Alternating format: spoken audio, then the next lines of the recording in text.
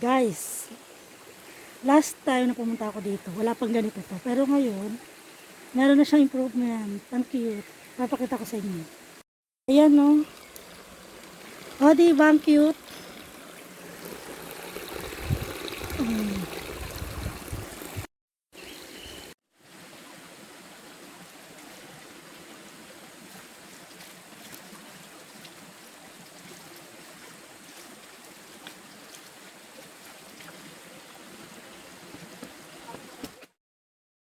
Yung palang tubig na yon, ayun.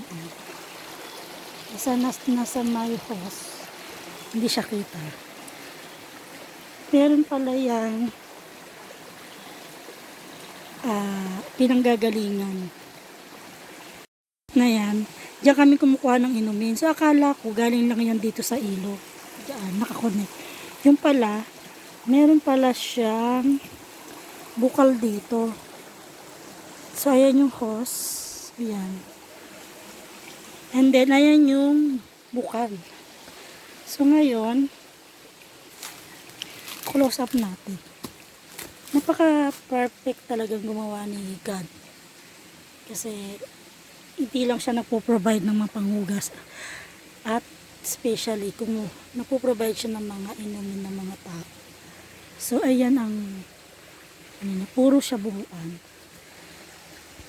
Gawa siya ni Papa para hindi na kami nagdadala ng tubig galing sa baryo. Kaya pala sabi niya, ligo kayo doon, maganda na doon, walang problema sa inumin. Yan, lilinisan natin. Sana walang linta. Takot ako sa linta. Tabi po. Ayan, linisan natin siya. Kuha tayo ng patpat. Yun yung iaano natin. Tanggalin natin yung, bigyan natin ng way. Yung daan yung tubig.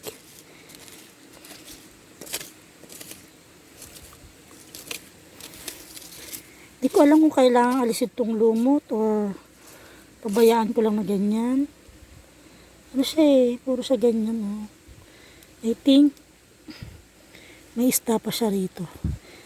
Natatakot ang galawin, wag na lang kaya. Total may bumubuhos naman doon. Ganyan na lang. Parang di ko rin naman nalinis. Yan naman ang ilog. Diyos ko. Ay, Diyos ko.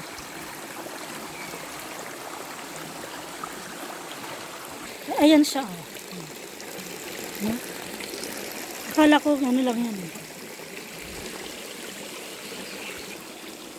Mamaya dyan tayo magluluto.